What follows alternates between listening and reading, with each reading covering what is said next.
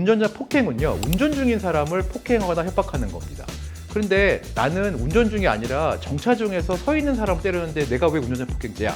이렇게 생각하시는 분들도 있는데요. 실제로 차가 움직이지 않더라도요, 정차 중이라고 하더라도 운전자 폭행죄로 처벌되는 경우가 많습니다. 이번 영상에는요, 생각보다 쉽게 연루될 수 있는, 그러나 생각보다 훨씬 더 무겁게 처벌되는 범죄, 바로 운전자 폭행죄에 대해서 알아보고자 합니다. 도로에서 운전하면서 짜증나는 경우가 많이 발생을 해요. 난폭 운전 때문에, 또는 불친절한 택시기사 때문에, 버스기사님 때문에, 대리운전기사 때문에 순간적으로 화가 나는 경우가 있거든요. 그리고 심지어 이렇게 술을 먹고 자기를 절제하지 못해서 이들에게 폭행하는 경우가 생각보다 많습니다. 그런데 이런 경우에는요, 단순한 폭행죄가 아니라 특정 범죄 가중처벌법이 적용되는 운전자 폭행죄로 중범죄자로 될 수도 있습니다. 실제로 이렇게 운전자 폭행죄로 수사나 재판을 받게 된 경우 어떻게 대응해야 되는지는요, 제가 영상 말미에 알려드리고요. 먼저 운전자 폭행죄에 대해서 좀 말씀드려 볼게요. 운전자 폭행은요, 운전 중인 사람을 폭행하거나 협박하는 겁니다.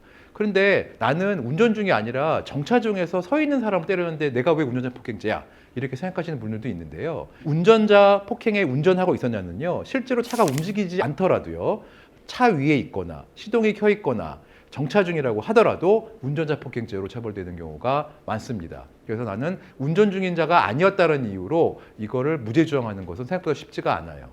형량도 되게 높아요. 단순 폭행은요, 2년 이하의 징역 또는 500만 원 이하의 벌금인데, 운전자 폭행을 하면요, 5년 이하의 징역, 2천만 원 이하의 벌금으로 확 가중처벌됩니다. 진짜 심각한 거는요, 운전자를 때려서 상해가 발생하잖아요. 그럼 벌금형이 없고 3년 이상의 유기징역형만 있습니다.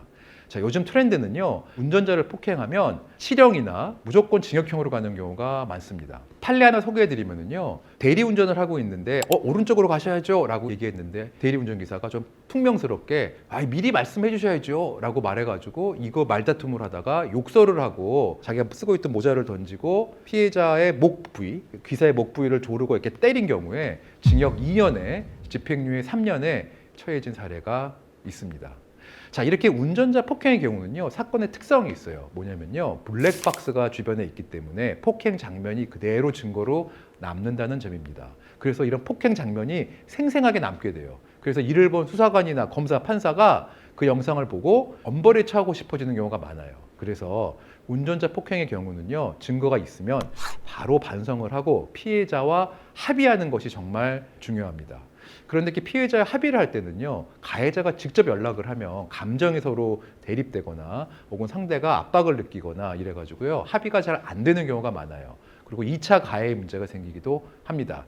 그래서 가급적이면 법률 대리인을 선임해서 중재를 해 나가면서 합리적으로 합의하는 절차를 거치는 것이 중요합니다. 정말 이 운전자 폭행 사건은요, 순간의 감정이 중범죄자가 되는 대표적인 유형의 사건입니다. 정말 조심하셔야 됩니다. 혹시 운전자 폭행으로 수사받거나 재판받게 되신 분들 법률 상담 필요하시면요, 고정 댓글 보시고 연락 주시면 잘 대응하여 드리겠습니다. 지금까지 유돈로우 채널의 김유돈 변호사였습니다. 이 영상이 도움되셨다면 구독과 좋아요 부탁드리겠습니다. 감사합니다.